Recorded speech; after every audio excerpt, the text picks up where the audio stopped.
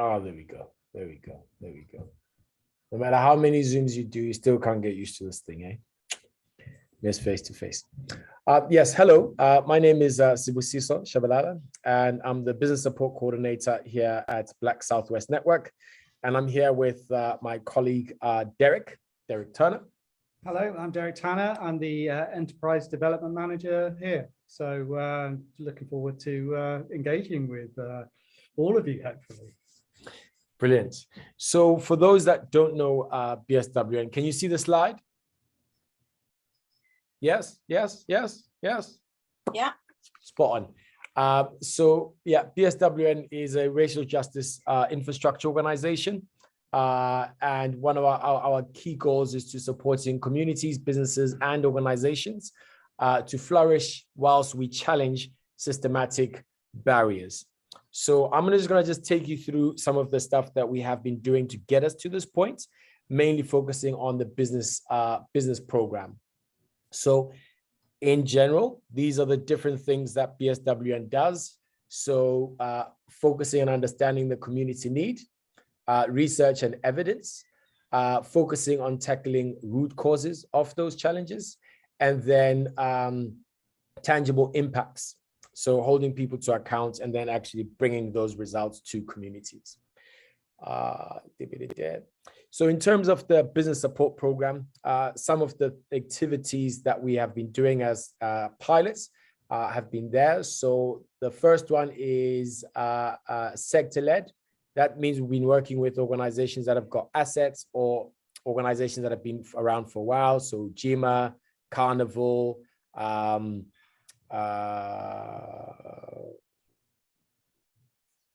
what's the other one?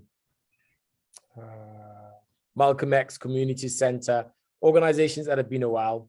We've been supporting them, and that's what that sector development program is. We've also had a program called Women in Business that had 20 women engaged that wanted to start or look at how they wanted to scale up their businesses. That was a specific program focused on women. We then also had a business support program that's engaged over 123 businesses during COVID, helping them to access information, bounce back or access grants or funding that was available during that period. And is it going to smooth my slide? Oh, no, not that way, the other way. Get in. And then we also had a program called Make It Work. This is now getting us a little bit closer to our discussion today. So the Make It Work program was specifically focused at organizations that are looking at getting procurement or contracts from Bristol City Council's adult social care departments, along with the NHS. So very sector specific program that worked with about 17 organizations to help them to get contract ready, especially when we're looking at the impact of COVID on minority communities. We want to make sure that we can diversify service providers. So that was a fantastic program that just finished about 3 months ago that was looking at that. In between that, we also had the LAP program, which is Local Access Partnership, which is what we're going to be talking to you about today, but also helping you to understand where the program has started and what we've been doing to understand the needs and therefore why the program has been structured in the way that it has. So yeah, the enterprise program. Why are we doing this? Where did we start off with? So about 5 years back, we started off doing a research piece looking at BME businesses, Black and ethnic minority businesses. And this helped us to get a little bit of a data spread about what businesses need. We looked at social enterprises, we looked at traditional businesses, and we looked at anchor organizations.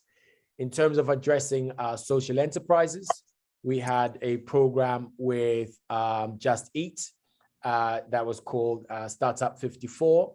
That was that program that got us to learn a little bit more about social enterprises and how to structure some programs.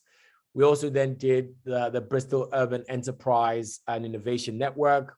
That was about 6 events where people got to meet each other, network, and we used different venues to do that. And then we've also had, we did a research piece about social investments, and we also did a Buy Social program, which is really exciting and I'll tell you a little bit about that. So let me start off a little bit with the program that had quite a bit of impact, but unfortunately, we didn't have the supply chain, and why the LAP program is such a useful program. So this program was initiated in London, and it was about getting social enterprises into procurement, and procurement looking at the large buyers. So PwC, BP, the local councils, Yates, which is a construction company, Wilmot Dixon, another construction company, Nationwide, which is a co-op in terms of a bank. All of them want to buy from social enterprises, right? And we've worked with them to find out what is it that they want to buy and how much they want to spend. And this program was then, we had a license to deliver this program here in the Southwest. And in the Southwest, we engaged with the universities. So Bristol University, UWE, West of England Combined Authority, and Bristol City Council. They then tell us what they want to buy. We then look at what they're trying to buy and say, hey, you don't have any social enterprises in what you are sourcing. How about you get some social enterprises in there? Along this process, they had to commit a spend. And one of the partners committed 100,000. Was not 192,500. Thank you. 992,000. They committed. Just one partner committed to spend that every year with social enterprises, looking at different industries. So catering, security, media, and so forth. That was just one out of the 4 companies. But then we had a problem, is that we didn't know how many social enterprises will be delivering that service. Not only is this a local problem, but it's quite a national program and a national issue. What do we mean by this? Is that when you look at construction, for example, there isn't a social enterprise that provides wood or timber or that does social housing, yeah? So when it comes to these large buyers, they're like, well, we don't spend 10,000, we don't spend 20,000, we spend $500,000. But there isn't a social enterprise that we can buy in to deliver that service. So that actually got us thinking, well, if we're to support organizations to get to that scale, what do we need to do? Because now they're saying they want to buy, but they don't have the social enterprises to buy into them. Now, we then did some research about understanding where do social enterprises deliver their services. This is done by Social Enterprise UK. And this is one of the data spread specifically about the Southwest. So we then get to understand which markets are saturated, where there's opportunity, and where no one is delivering, yeah? And over here, you can see how many social enterprises are in the creative sector, education sector, provide events, in retail, do research, hospitality, and so forth. Some that are national, some that are local, and so forth. And this gave us a little picture, yeah? But again, there's quite some huge gaps. We then did a research piece about social investment to understand what do social enterprises struggle with in terms of getting social investments. This was with 10 social enterprises, and we worked with 5 social investors to understand, is it about the diagnostic? Is it about the application? Is it about the language? And how can we support social enterprises, minority social enterprises, to be able to access the social investment stuff, yeah? What we then did is actually bring the social enterprise sector together. So that is Social Enterprise UK, the School of Social Entrepreneur, VOSCO, PSWN, and the leading body for social enterprises, SE UK, bring those together to make sure that we're all singing on one hymn sheet. And it so worked out that we do. Fantastic. So then what do we do with this? And I guess that's where the Local Access Partnership Program is all about. Are you with me so far? Yes. Yeah. Yes. All good. Yes. Yeah. Brilliant. So, yeah, sorry. Brilliant. Cool. So the Local Access Partnership Program is mainly there to provide a blended finance model to support social enterprises to scale.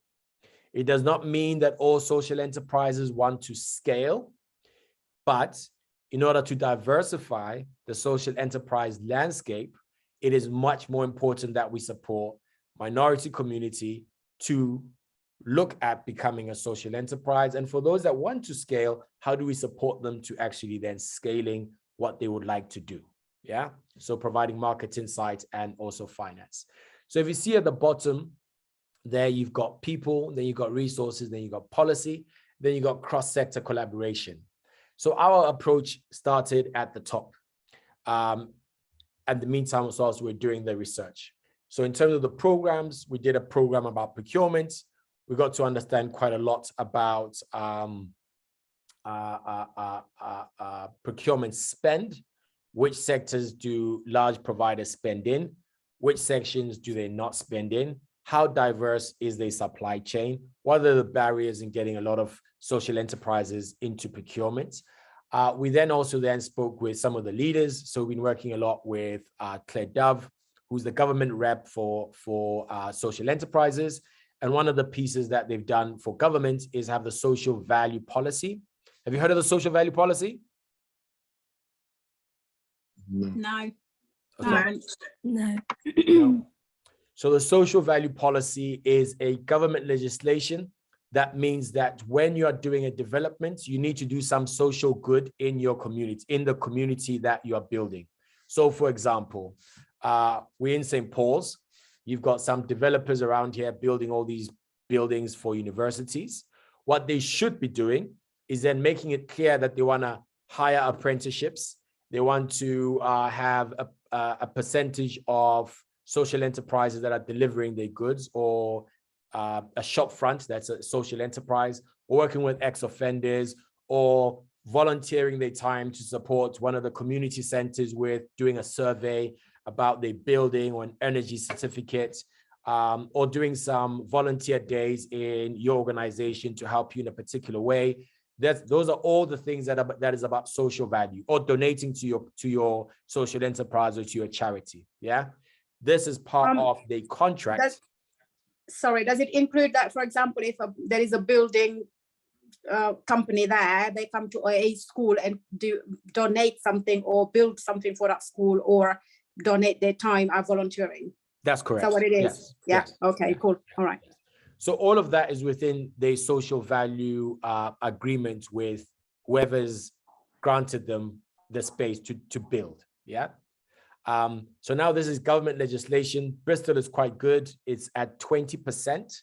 So anyone who puts in an application, 20% needs to do some sort of social good. Yeah. Other regions are a lot worse. So 20% is pretty good. So that's what the policy has been. So then that's why we then looked at social investment to understand why are people not accessing social investment. And now we're working with social investors. So one of our key partners here is Bristol and Bath Regional Capital, who are there to provide like city funds and access to finance and so forth. They are a core partner in this. So helping people to be able to get that through them.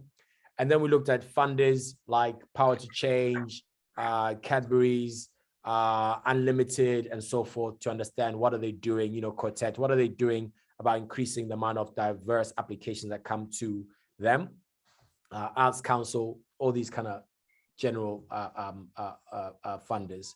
But then the issue then is that we don't have a lot of minority-led social enterprises within the space.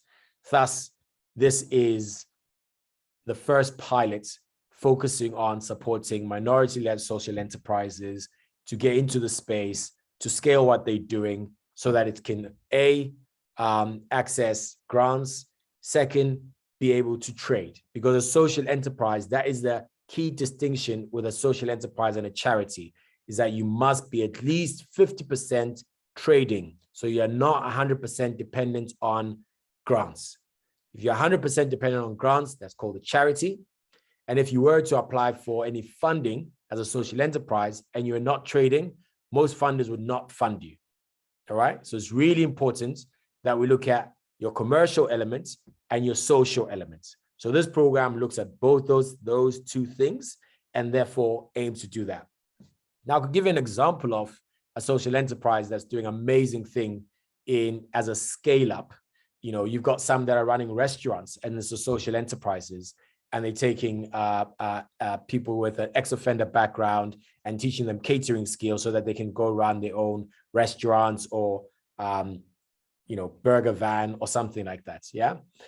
You also see a lot of them in the construction sector, where they're working with young people with different abilities, and they're getting those construction companies to give them a huge part of their social value, especially in like waste and recycling, where a lot of the people that are doing either the driving or remove or managing the waste is people with different abilities. And those social enterprises have got a turnover of like £1 million. All right. So they're looking at skills, they're looking at contracts, they're looking at this at the labor markets. Yeah. But currently we don't have a lot of those kind of social enterprises. I'm not saying that you need to be one. I'm just giving you the landscape. Yeah. So this was part of the reason of doing this blended finance model. I'll stop there, and Derek can take you through what the program is all about, and then we can get into a Q&A and everything else then. Are you with me so far? Yeah. Brilliant. Yeah. Hi, everyone. This program, Local Access Partnership, is for social entrepreneurs.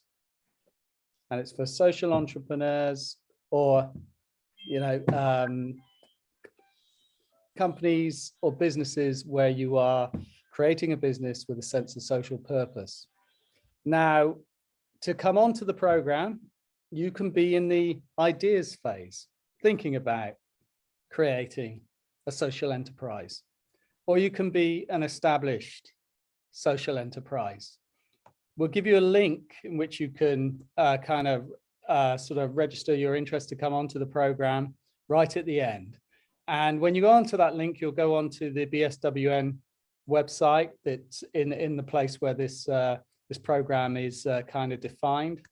And when you look at that, you will see two applications that you can make. One on the left-hand side is for those who are kind of at the idealization phase or at a very early stage of beginning to create their social enterprise. And the other application is for those who are more established and are looking to either scale their social enterprise or deal with key issues that are preventing them from growing at this particular point in time.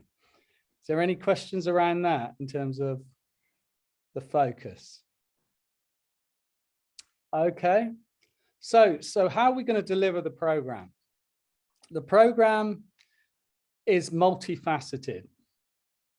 If you look at the sort of slide that's on at the moment, you will see that we're running for a 3-month period between May and July, and we're delivering some core content to all of you to give you the basics of a journey, basically from, creating a vision through to having fundamentally a business plan that will enable you to scale and grow your business. And in between, all aspects from digital marketing through to, understanding your numbers, understanding the areas where you add social value and social impact, which is often very important for demonstrating that you fundamentally are going to deliver to whatever funding or institutions that you're kind of trying to apply to,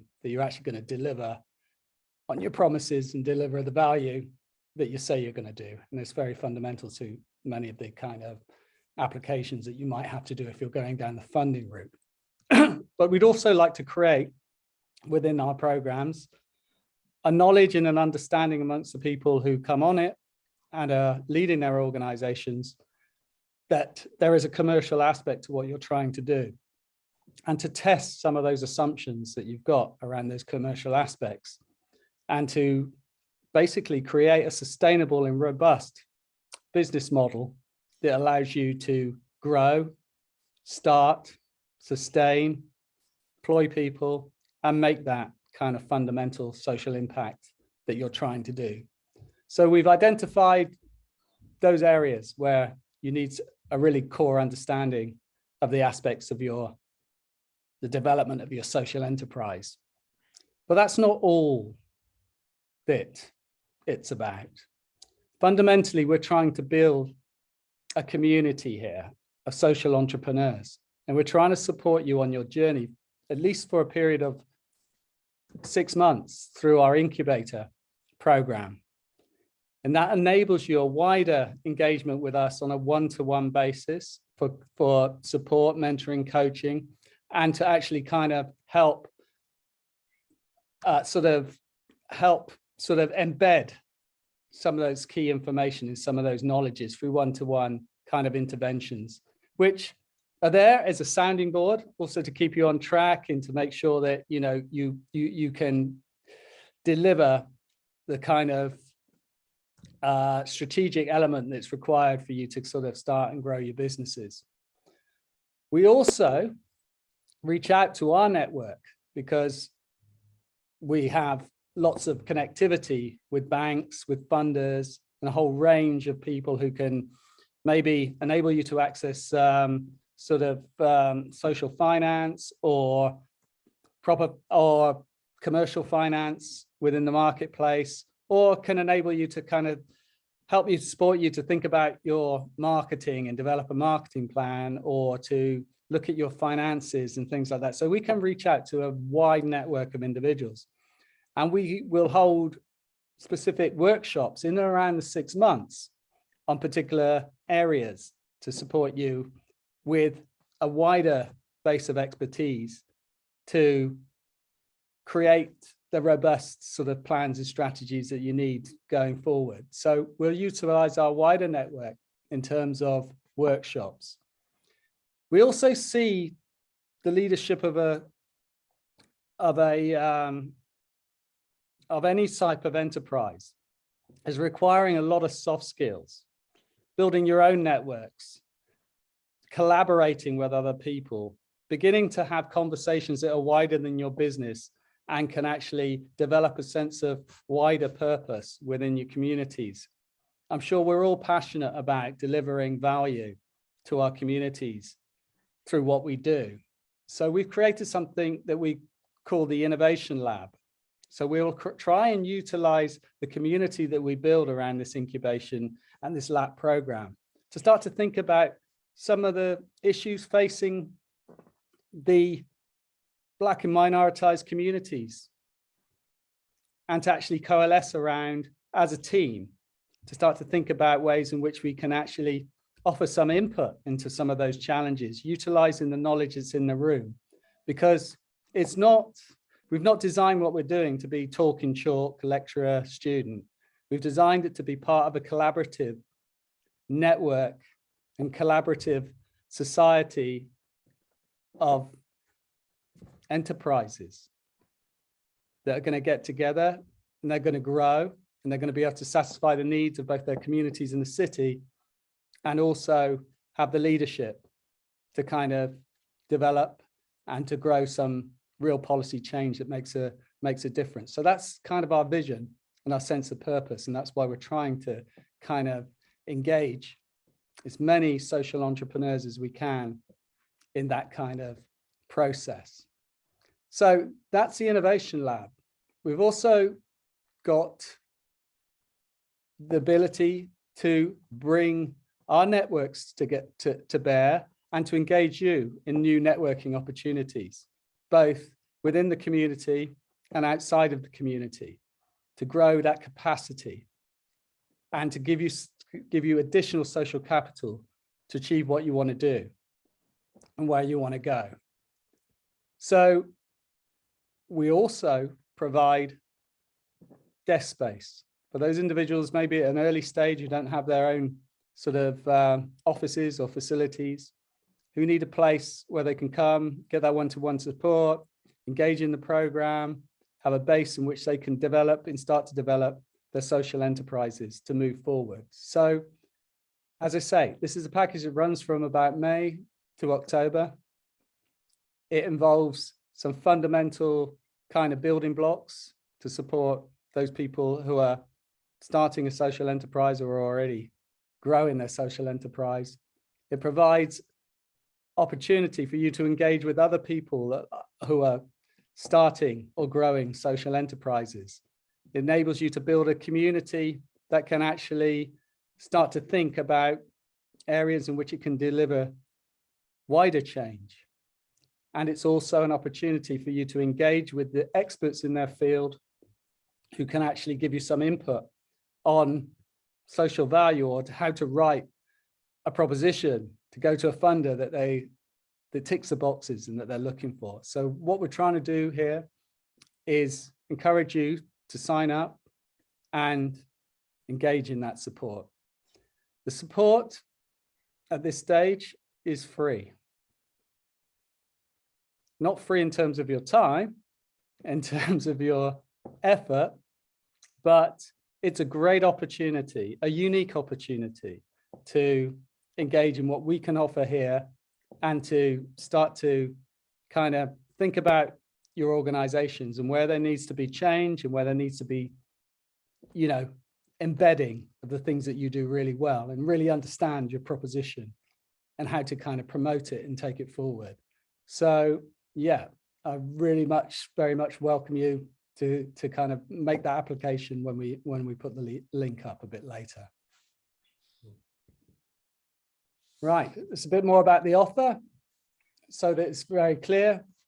On this program, you will get the opportunity to take up desk in office space in our new incubator that we're currently designing and developing here, but will be up and operational by the time this cohort starts to go through the lab program. We'll have customized and bespoke delivery for you. So there'll be some generic, but there will also be the opportunity to engage in something that's very customized to your needs and support.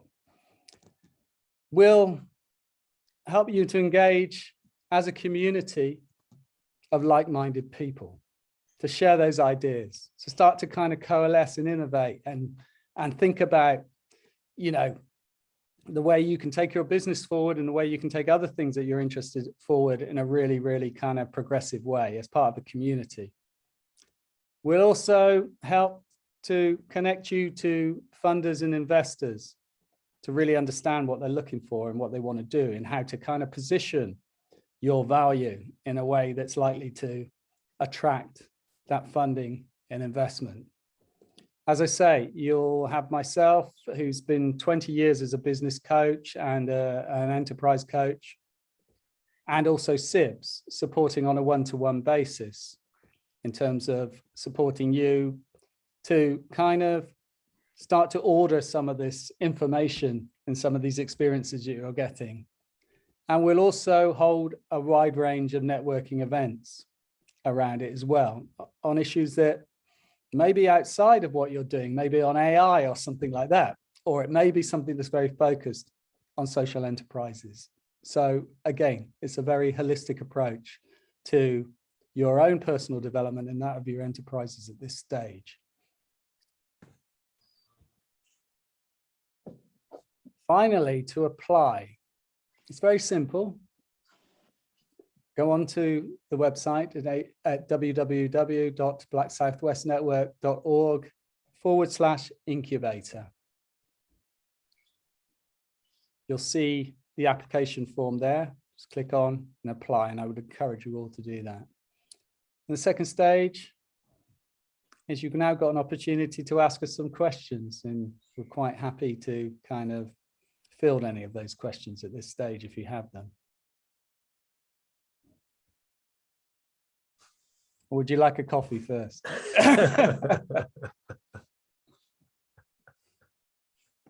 Any questions? Any brave ones? I have one. I can't see you. Yes. Oh, So much better. Can you see me? There. No, not yet. Not yet. Mhm. Right. Let me find my camera. Okay, thank you. Zoom is already distant to nothing. Yeah. Hey. Am I on? Can you see me? Can't see myself. Oh, we see you. We see you. We see you, Yeah. Fatima. So I guess my question is, do you have to have an idea? Like, do you have to have a business or something, a start of something to be part of the, to apply for this program? Or can you just have a hint of an idea? and be part of it. It's only if you feel like that hint of idea has got a social purpose. Yeah, definitely. That's good enough. Great. We Thank can- you. To seeing you. You passed. Hi, Sibs. It's been a long time. Maybe you don't remember me from Hanamore. I do remember you, Fatima. You do. There we go. Maybe that's why I was hiding my face. No, not really. I'm joking. No, Thank so- you. Oh, good. Oh, good. Any other questions?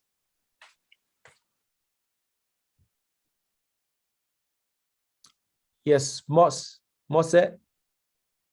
Hiya. Yes, Hello. it's Mercy. Hello. Hi. My question is, you said there's two different types of application. One if you're already running, and then one if you've got an idea that you want to materialize. What happens when you're in between both? Tell me how you can be in between both. So I've technically started my business, but I have no customers yet. Okay. I think the idea one is very suitable. Okay. So I'll give you an example. It takes about 10 years to really have a solid company, yeah, because then you learn, you pivot, you adjust, you innovate, you grow, you scale down, whatever the case, yeah. But you get to find your feet, like riding a bicycle, right? So at the point where you've just registered a business, now you are still trying to go to the market. So it's probably still at idea stage, especially if you haven't like hit a turnover of over 45K. Yeah. So I would say that. And we do find people that have registered their company for, and it's like for 3 years, but the trade income is like less than 10. So it's still a startup in the sense that it's still trying to find its feet. So either way, we are still able to help and guide on that. So I think the idea one would be we do have a lot of space to put in additional information. So you can put that additional information that you're already registered, you're doing this, you've tested this. That's fine. Okay. Okay. What do you think? And then the second question I have, sorry, go on. Right. No, I totally agree with Sibs. Fundamentally, if you're a mainstream business, I'd say the first 2 years of trading would be kind of startup, and then a bit further on more established. But I think often in the early stages of your development of your enterprise, you may have an idea, you may have some assumptions, you explore them, you might be really successful in the first sort of 6 months, year, but often it's a question of learning and developing that and honing down that model. And you may find that you're going down a route and you missed an opportunity or you didn't see it. And that's a really good thing about being in a community of people, because sometimes you can kind of test those ideas in a safe place with people and they go, right, yeah, I think that'd be a really great idea. Or they come up with something quite innovative and exciting for you to kind of think about. And that can actually really, really impact upon, the direction in which you're traveling at a very early stage in your business. And I always feel that there's two really aspects of a business that you're trying to do when you grow. One is to de-risk your investment in time and money, right? And two is to kind of absorb as much learning as you can to change your assumptions that you're making about your business into kind of reality or facts, so that you can actually kind of progress in a really kind of strategic way to kind of grow and develop. Lovely, thank you. And then my second question was, it's running for about 6 months now. I am also a student. So when we have meetups or like people coming in to like talk to us and stuff like that, is that happening all during the day? Is there a mixture of like evening? Because like September onwards, it becomes a bit difficult to do stuff in the day when you also have lectures.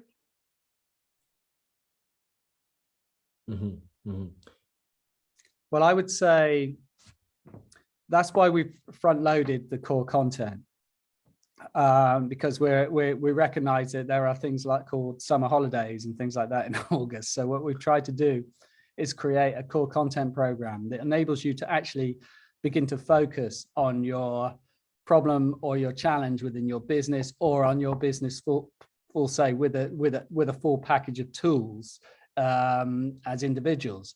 But then we're trying to build an immersive kind of ecosystem of additional support around that. So there may be things that for one reason or another you can't engage with because of family commitments, time, holiday, or whatever. But we hope there's enough in the broad breadth of what we do, i.e. if we can get a great speaker to come in at sort of 8 o'clock to talk about what they want to do because they're busy for the rest of the day, then we will organize that kind of event. So there should be enough immersive content for you to engage in. And also we would hope that as you all get to know each other as you go through the program, that you actually build your own networks and connectivity and start to learn from each other, and that it's not necessarily totally have to be guided by us in terms of what this program is about. We're trying to develop both those soft skill elements and also that kind of strategic knowledge and skills and understanding of business and enterprise. So what I would say is there might be times when you can't attend a session, but it's not school. It's a school of social entrepreneurs, right? And it's about and the one-to-one mentors. Yeah, throughout you'll have one-to-one mentorship as well. So it might be that you catch up with myself or Sibs and talk around something that you may or may have missed because of your commitment somewhere else. And with the renovation that we're doing, hopefully we'll have a nice little super duper studio, meaning that we'll be able to record some of the sessions and have a shared folder where you can find additional resources. That's what we did with the last group, because this would be the second group. We've already had one group where they have a shared folder, and in that folder there's the the workshops, and then there's additional resources like constitution, policies, insurance providers, all sorts of things that people can go to at their own time and leisure. Yeah. Rebecca. There we go. Hi, Sibs. Hi, Derek. Hey. Hi, Rebecca. Hi there. So yeah, I've had a business idea for a while, and it becomes a bit like an echo chamber in my own head. So this really resonates with me. I know that I work best, particularly if I'm studying where it's in person or I'm engaged. I think for me, sort of distance learning or learning by video is I struggle with that. So it's really useful to have, as you have demonstrated, that sort of one-to-one and peer mentoring where there's some accountability and, we can move forward together. So this really appeals to me from that perspective, because as I say, I've got this idea that has been going around my head for such a while, and I'm drawing diagrams and thinking about vision and mission and all that kind of stuff, but actually I just need to gain some traction with it and get it moving forward. So this sounds very good for me. I was just wondering about the time commitment that you would expect for the program. Yeah, I mean, the core areas are sort of 1 day a week for those 3-month periods. If you needed desk space here, then it's available. You book on and it's here, and you can be immersive in the area. I will be, and Sibs will be, working out of the incubator, so that gives you instant connectivity. Obviously, if you want to hold meetings with potential clients or whatever, you can come to the incubator, and we will kind of try and organize a space where they can kind of meet the community or come in and you can have those kind of meetings.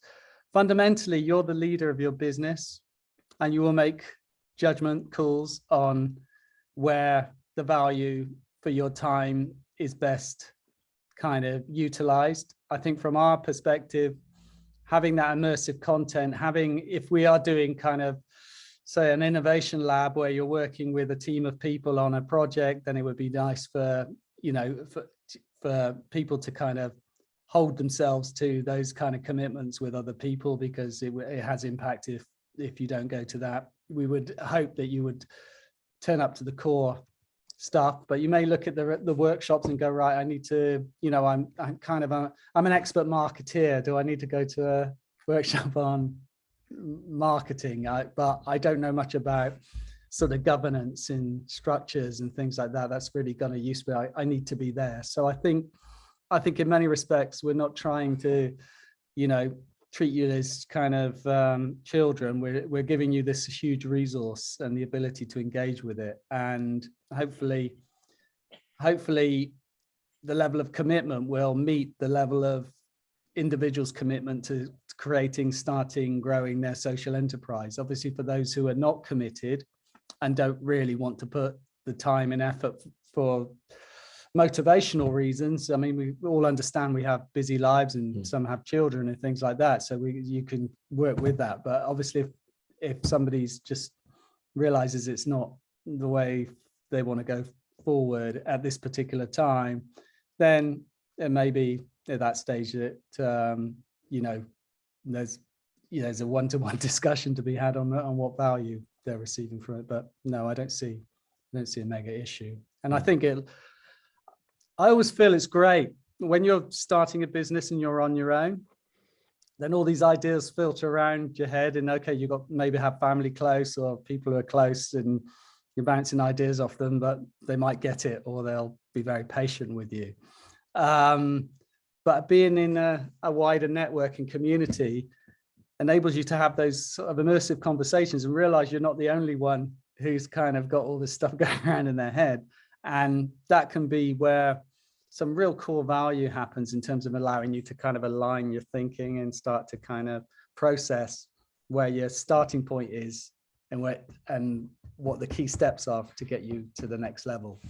So I think you're right. This would be really useful for you. Yeah. So the program time is looked at between 10 till 3 as the core day at the core workshops. And then in terms of the lab stuff, or sorry, the workshops, where it's the, bringing in a facilitator, working through that, how I like to explain it. The core days, for example, if we're doing branding, we'll have someone talk about branding, and then we'll, work you through what you need to do about branding. But it doesn't mean that you then have the time to actually do it. Yeah. Mm-hmm. So then in the workshops, we then bring in branding teams. So someone that could do branding guides, someone that does social media, someone that does design, and they're in the room on the basis that you have now prepared the material that you need. You've kind of looked at some of the color schemes. You've got a rough idea about what your logo would look like. They will then support you in, this is how you do marketing plan. This is a brand design. This is a tone that you could work with. Here's some examples. So at the end of that workshop, you actually leave with some tangible things that you can then say, I just need to polish this. I just need to polish this, so that you don't get to the end of the program and you're like, oh yeah, I committed my time. That was really great. I learned a lot. But actually you don't have a portfolio, because we want to make sure that by the time you get to the end of the program, you've got a portfolio in which we can help you to say, now let's make an application to BBRC for the social investment.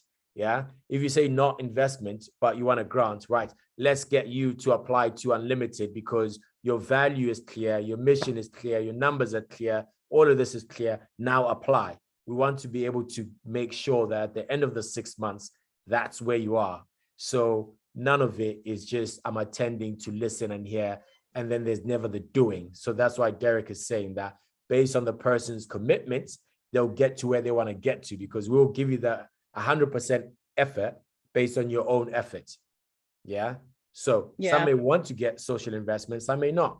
So, if you want social investment, you need to prepare a lot more things. Yeah. If you don't want social investment, that's fine.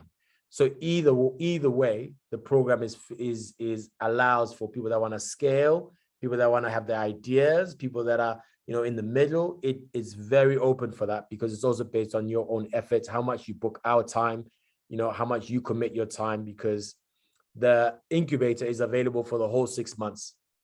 Yeah, that you could be using it with your team, have your meeting days, meet with your team, get your stuff done with your team. And then we have days where it's part of the core program, or it's the workshops, or it's the one-to-one, or it's networking. All right. Yeah, no, that sounds really awesome. And I like the idea that, because I've attended various different kinds of events, workshops, etc., and it can be very conceptual. And it's like, yeah, I get the idea of it, but actually to be able to finish and then have something tangible that you've actually manifested and you go, oh, okay, now I've got a picture of what I'm doing. I don't really have anybody in my immediate vicinity who sort of is engaged in the same way that I'm in the same kind of things that I'm doing. So this is why I talk about this sort of echo chamber of my own. I'm like, I've done the research, I get it, I think it's a great idea, but actually it's being in an environment with other people and with that support to bounce ideas off and then actually manifest something. So the other quick question that I had was just how many participants in each cohort are you looking at? Well, I think on this one, we're talking about 16. Okay. Obviously, once the applications are made, we'll go through a process to see which ones are kind of fit within the kind of incubator profile. But 16 is the sort of around the kind of limit on this because of the limitations of space within the incubator. Because obviously, if we're going to offer people an opportunity to have a desk and things like that, then obviously, well, they won't be used all the time, but it does create a limitation in terms of the incubator space that we have. Mm. And is there a deadline for applications?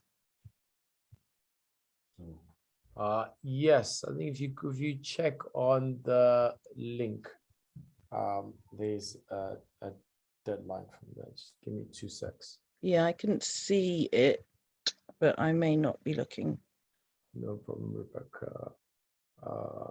So I think it was the 9th, the 9th or the 6th. I could send you an email just to confirm. Okay, 9th cool. of May. Yeah, 9th of May or the 6th of May, which is the Friday. Awesome. Yeah, Okay. I'll send you a confirmation email. Let me just check with Mina. So let's say the That'd be first week great. of May. Yeah. Thank you. Cool, no problem. Yes, any questions?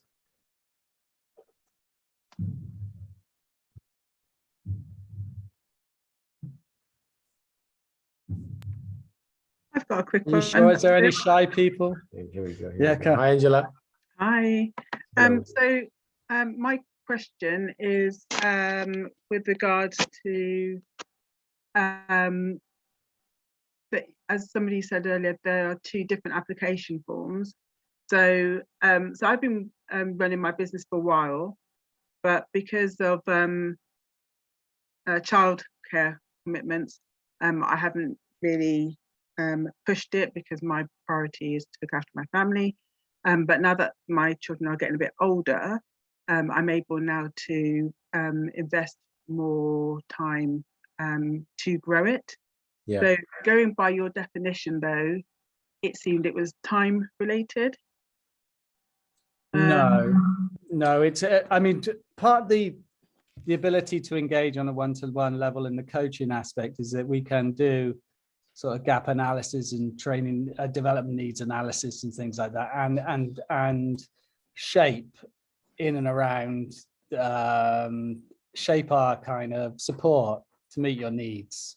Obviously, we've got a broad church of people on this kind of call. Yeah. And it's very difficult to say, well, we're going to deliver in this way, and fundamentally that may be beneficial for some people, and that might cause questions for other people. But what we're trying to do is create a holistic ecosystem where you can actually access the information and support you need with the guidance of coaches who are permanently on site in terms of Sibs and myself, to actually direct that need.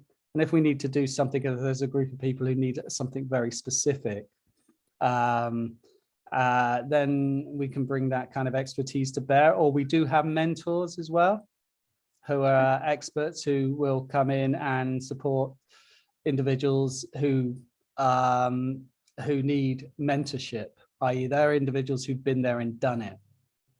So we would look to utilize our network, Angela, to find a network, to find a mentor maybe who is doing or has done something that's very similar to what you've done. Fantastic. Help in that way, if you know what I mean.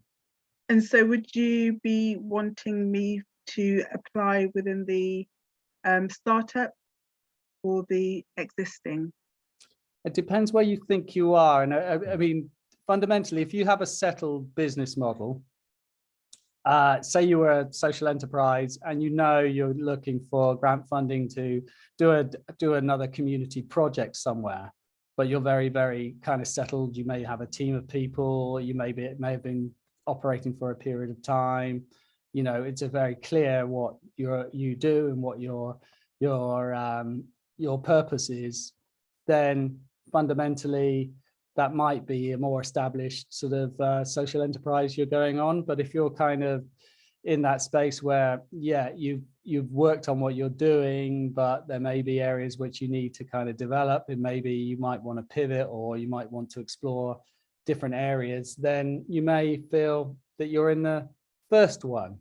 But like you say, Angela, I don't know enough at this stage about your social enterprise. It might be that you've been doing what you propose to do for 20 years and you're a very established social entrepreneur in your space. It's just that your family lives has meant that it's you know, you've slowed it down for a period of time. Yeah. I think that's a judgment call that I would suggest you make. Fill out the boxes that kind of with the information, and obviously we'll consider whether you're in the right area or not. Right, okay, so just fill out either of them and see whether it is okay. Yeah. I mean, I run my own social enterprise, and you know, I think right now through COVID, I've been going through a whole change of what we do. And you know, if you look at our websites, we've got our impact reports ready. Literally, the whole website is going to be changing after I publish our impact report and the stuff that we've done. The whole company's changing. You know, but I've been trading for 6 years, right? But the thing that I'm trying to move into is new, although I've been piloting it indirectly, but it's new. So would I say I'm a scale up? I'm a startup in the new idea that I've got, you know? So for me, I'm not, for me, it's not, I'm going to be doing, so Sibs knows already, but Derek, I basically signpost parents and carers to practical online safety resources so that they can create online safety strategies that align with their parenting style and the unique needs of their children. And I just continue, I intend to continue doing that. So it's not a new idea, it's just. Okay, I'd say growth then. Yeah, I'd say you're established. Yeah. Okay. Yeah, growth. Thank you. No problem. Hi, Ben.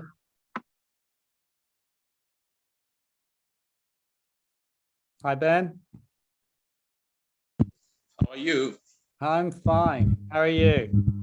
I'm also fine. It's nice. I think what we are discussing is the order of the day, and I believe this network is going to help us more to sharpen our knowledge and deepen our knowledge, whereby when it comes to social network,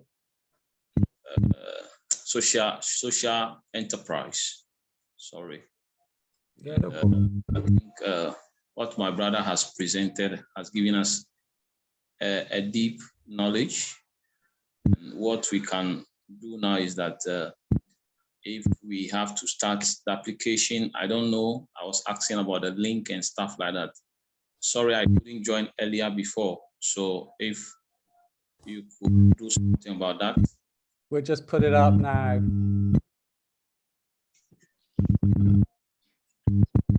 So that we can get the details and also apply as soon as possible. Absolutely. Yeah, sure. 2 seconds. Thank No problem. Thank you. Is there any questions? I think the only thing is that if emails could be sent after this thing, then we build up on whatever you have said now. Then we strengthen our work from there. I think that's Okay, brilliant. Yes, we will do that. yes. Let me just quickly show you here if this allows. Yep, that's it. Yeah. So I'm just showing you the page on the website. So that's the Social Enterprise Incubator program. These were some of the businesses that have been on the program, Life 2020, who do events at the Kumba Center. And then over here, then you'll see the 2 application forms. All right. So you just need to select the application form that you think is most suitable for you. They have different questions, but they are quite similar. If you scroll down, you'll then see some of the social enterprises that we have been working with, of which all of them were at different stages of what they were trying to do. I mean, with Lorraine, she was a sole trader, and she was running a sewing company, but she was not doing like wedding dresses. But she wanted to find a way where she can have a different audience and reduce the cost for those audiences to be able to access her designs and the therapy of sewing. So she's now started a social enterprise. You have some that are providing social enterprise or business development training program for young people. CC Bed, who just wanted to freshen up their model. You have some that are in the education sector, Ancestors Unknown, a young creative. Kian was doing video, poetry, and also looking at like Windrush activities or plays. So there's been a number of them, Cafe Conscious, who doing a restaurants with during the day is led by young and mature people with different abilities, and then in the evening is the chef Wayne, who runs the cafe, and then during the day they also do activities. They work with schools, they do workshops, help parents to fill in forms, to access benefits and so forth, or for education, especially for children with special additional needs. So, it's been with different cohorts, and here you can find out a little bit more about the organizations that have been on the program. If I click on this form you can have a rough idea about some of the questions here. The name of your organization. If you are a registered company, then you put the registration company here. If you're not a registered company, Angela, and you're filling in this one, just put 00 there, because it asks you for your registration number. So just put 00 there. Okay, thank you. Address and so forth, how long you've been trading, what you've been doing, turnover. So this is this application, but they are, and then you've got the one if you've just at idea stage, just so we are aware what your idea is, what sector you're thinking of doing. Is it schools? Is it, is it a cleaning company? Is it a law firm? No idea. So it just gives us a picture to understand who the audience is and how different or how similar people's applications are. Does that help?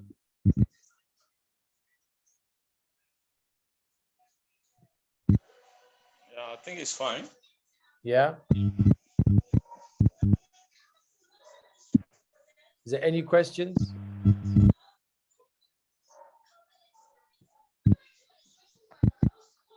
Just another quick one, Susan, Derek.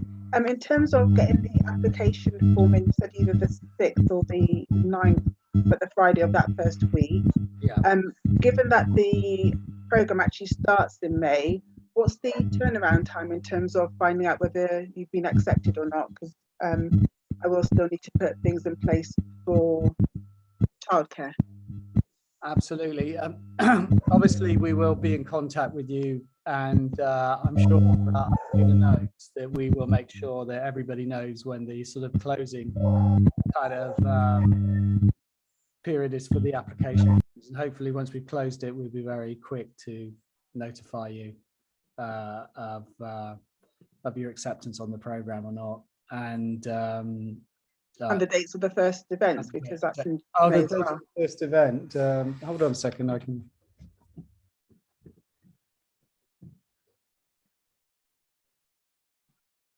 So when people make the application, we will have a look at the applications, and then where we need to give people phone calls about the application, how does it work, then we'll be able to do that. You've got the first day here. The first date's the 24th of May, probably. Ah, right, okay, so towards the end. Move it that much, but that the 24th of May. Okay, thank you. At the moment, the incubator's under development, so we had to leave a little bit of space just in case. You know what building works are like; they can run significantly. So that's why we pushed it as late as that. But what we tried to do with the 6 core months is keep them together. So it's going to be 24th, 31st of May, 7th of June, 14th of June, 25th. I won't do this. I won't tell you now, but it will usually be on I think it's a Thursday. The 24th is a Tuesday, isn't it?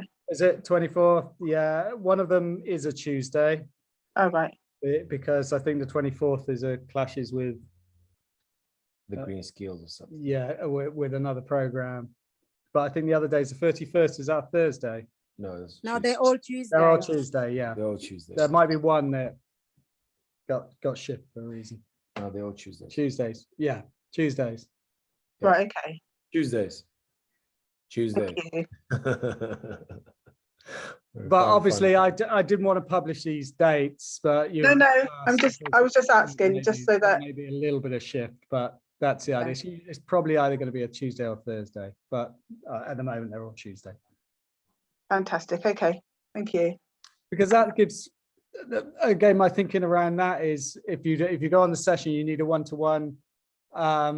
You need to one-to-one intervention with myself or Sibs. It's nice to have it while it's still fresh. If you hold it on a Thursday, it's very easy for it to shift over to the following week. Yeah, I agree. Yeah, definitely. Thank you. No problem. Any other questions or comments? Yeah, Okay. it's just been great. This is great. Just wants to give some, compliments. Yeah, Thank you. I share. What's great about it? Just because I've gone through quite a few business applications now. It's quite tiresome, if I'm being honest, but it's good to hear firstly, this is in Bristol, because I'm doing one at the moment in Bristol, but it's good to know that this is all part of a wider network. And also cohorts are quite important, I think, learning about other people's businesses and learning about how we can kind of move forward together. I think that's really important. Excited. Okay. Thank you for that. Yeah. Thank you. I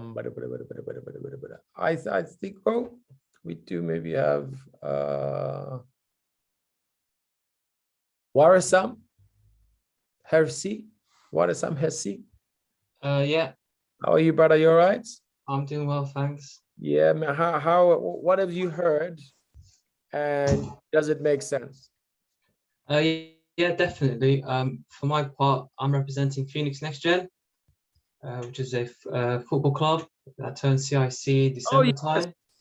Okay. You might know some of the guys already. Yes.